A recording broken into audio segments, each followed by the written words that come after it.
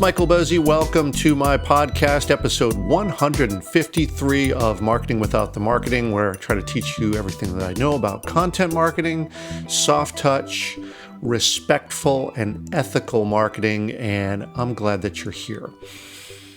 Now, I'm in the middle of a series called Blogging 201, sort of next level strategies that go beyond the simple, things that you need to do to produce a blog. And this is a part of a larger series called Content Marketing 201, which goes deeper into the whole user pathway. So in other words, I'm including everything from web strategy, blog strategy, email marketing strategy, social media strategy, and even your online store at the end of the user pathway. And what I want to talk about today is directly related. It's building anticipation using a series so that you get people to want to come back, right? If they like what they hear from you, they like what they see from you, they like what they read from you, they'll be back. And of course, this is good in a number of different ways. First of all, you're building a relationship with your reader or your listener or your viewer. Awesome. But also you're sending signals to Google directly related to SEO, which says, hey, people come back to your site. Google is watching that and they see that. And if this behavior repeats and they see the same user coming back over and over again, Google can surmise, hey, this must be good content. Next time someone searches for this topic, hey, maybe I'll send that person, that searcher to this site because it seems like it's serving people. People are coming back, right? These are signals that Google reads. So it's really, really good for that. But also from the creator standpoint, hey, that's you. This gives you, a little bit more space. You can take a bigger idea that you want to explore, not just one and done with a blog post or a video or a podcast episode or whatever. And what I like about this is it makes you think strategically. Right? Our blogs are not a string of random thoughts. They're a business instrument to achieve a business goal. And that's why this is Blogging 201. And I use this strategy a lot. And I'll give you some examples later on in the episode. If you remember back to the last episode in the series, the one on SEO, this is where I was talking about a pathway, right? So if you're going to build enough trust with your audience to work towards a transaction, which is what we're trying to do here, it's going to take time. In other words, you need people to sort of proceed down that pathway. You can't achieve everything in one fell swoop, right? And that's what I hate about advertising. It's all about going for the sale right now, from the first try. And let's face it, this is really, really hard for small businesses like yours and mine. And look, it's hard for large ones too, but also, who cares about their challenges, right? That's not why I'm here. I don't care at all about what big businesses do. They're not a good model for you and me, right? They can usually buy their way around a problem, just throw money at it, right? And you and I don't have that luxury. All right, so if we need people to proceed down a pathway, we need to earn that, right? We need to provide them the steps to do so. And the simplest way to do that is to lay it all out for them step by step. So 2 key principles here when you're devising your series and trying to foster this anticipation. 2 things are structure and sequence.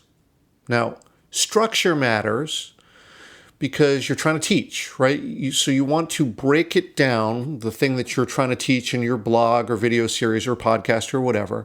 You want to break this down into small, bite-sized, orthogonal pieces, right? Really narrow topics so that you can stick to a particular thing that you want to teach and only that thing in your piece, right? So that it's easy to consume for your reader or viewer or listener. But then just as important is the sequence of this too, right? Not only are you laying out a pathway, but you're also teaching them something, right? Your customer or your future customer is learning something from your expertise and experience. So what's the first thing that they need to know? After that, what's the second thing that they need to know? Then the third, the fourth. You're an expert in this. You've got experience in this. You can teach someone how to go from, knowing nothing about what you know about to at least a functional knowledge. You can do that. You're in a position to do that because you have the experience. There are two ways to attack this when you put it into practice. Okay, one is you can sit down and write everything that you know. Put it all down there, just a rough cut, get it out. You're in creation mode, so don't stop to edit. Just get it all out on the page. And then, after that, you got this big well of content to work from. Take the time to edit it, to shape it. And this method works well if for instance, if you've not taught the topic before, but it's something you use every day. So you know it well, but you've not tried to teach it before. So this gets all your ideas out there, and then you can work with them. All right, second strategy, if you have taught this to others before, is to sit down and create a structured outline. So go step by step from the user's perspective. Remember, again, put yourself in their shoes. They start from knowing absolutely nothing. So what can you do to take them through the successive stages towards a functional knowledge or mastery or whatever it is that you want them to achieve? Now, the benefit of the first strategy, where you just get everything out there, is it helps you generate the content itself, even though it's a rough draft, right? This can be good for, just getting a lot of work done up front and all at once. And sometimes this is a good method. Now, of course, the downside is that it may require a lot of time editing, since you're kind of, thinking your way through the problem. But sometimes it's a good method. Sometimes I use this. Now, the benefit of the second strategy is that it gives you a plan for the future, right? So think about this. Now you know what to write about. You can set yourself assignments, if you will, right? So say it's an 8-piece series. Now you know exactly what you're going to write about for the next 8 weeks, or, if it's once per week, or let's say you're going to know what you're going to write about for the next 16 weeks if you publish bi-weekly. So that's great, right? So now when it comes time, you publish your post, and then you got a couple of weeks or whenever you're going to publish the next one, and you have one thing to do on your to-do list. It's to write piece number 2 from your series. Great. That whole writer's block thing just sort of goes away, right? Because you have an assignment. You know what to do next. And I like this type of writing because it makes me think in a very structured way, and it makes me not have to think about this for a few weeks. So in the middle of this series, I know what the next piece that I have to write is. So awesome. Now, of course, you want to do all of this, whatever method, with some pace, with some patience. And here's the kind of cool thing. With either method, no matter what you're doing, you're publishing this stuff serially, right? So expect to make connections with your audience along the way. It's one of the best things about blogging is that you're performing this live, if you will. You're interacting with an audience. If it's not immediate, it's close to it, right? So people can respond to it. People can share to it. They can comment on it. They can give you good feedback, sometimes positive, sometimes negative, and sometimes that can shape how the series is going to turn out in the long run. And you should expect to iterate on this process as you learn more about how your customer experiences this. Very, very cool process. Now, of course, all this takes some planning, but I really like doing this, which is why I have so many different series. So I left some links in the show notes just so you can see what this looks like in practice. So for instance, a recent series is SEO for small business. This was an 8-part series that I did not too long ago. That gives people the basics about search engine optimization so that they know enough to get started for their own business. Right here it is, this 8-part resource from someone who uses it and teaches it every day. And now here, you have it for free so that you can go and learn enough so that you can get going. That hopefully is valuable to people, right? And why it's valuable to me is that, hey, look, maybe some of those people will want to get a little extra help when they're ready to take it the next step further, and maybe they'll hire me. And think about it. If they've gone through an 8-part series with me and they're like, oh, hey, this guy seems to know what he's talking about.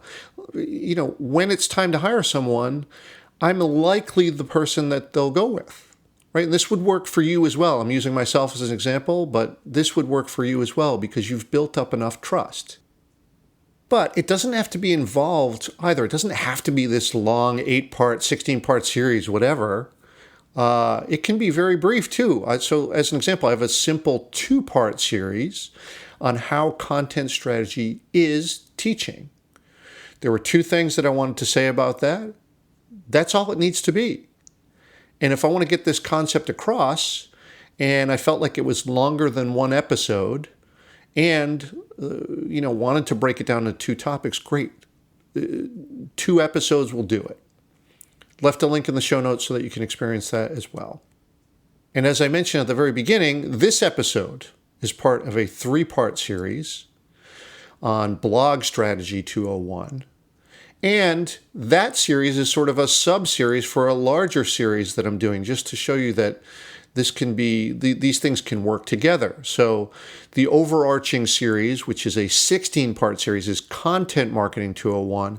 And then I got little sub-series on web strategy, Blogging 201, which is what this one is a part of, email, social media, online store. So, using your blog in a clever way, you can have sub-series as a part of a larger series, break things down. I mean, there's so many things that you can do with this, and that's just the brilliant thing of publishing to the web, is all these different options are open to you. So, left links in the show notes so that you can see those and see how they function and look at the tags and the categories that I use to collect these pieces of content. It's really that simple in WordPress. So just watch and observe what I'm doing, and you can mimic that for your own strategy. Now, speaking of writing in series, there's one more thing that you can do up front in the planning phase to get even more out of your blog or podcast or video series or whatever, is what else can you get out of it beyond just the current blog post? This is called repurposing content. And it works best when you start with the intention and you know that you're going to do it up front. And that will be the next episode in the series. So hopefully that's built enough anticipation that you'll want to come back. And maybe even want to either subscribe in a podcast app or subscribe so that you get an email notification via my feed. You can do that at controlmousemedia.com/subscribe. I model everything so that you can just get in there and do it and get a functional practice. And really the reason behind this, yes, I would love it if you would hire me at the end of your process or when you need a little help on something particular. But really my goal here is to take these things that I learn from doing this in practice and giving them to you because I want to see small businesses succeed. And the only way for us to do that is to do better than the aggressive, icky tactics that we see from big companies and from advertising. We can do better. We can get closer to our customers. And I hate that kind of aggressive marketing. And if you and I, lead people out of that and show a different path and do our marketing better, then really that's awesome. We've made the business world a better place to exist in, and that's why I do this. So, all right, again, tons of links in the show notes. Hope that you'll check it out, learn from what I do, and see you on the next episode. Thanks for listening.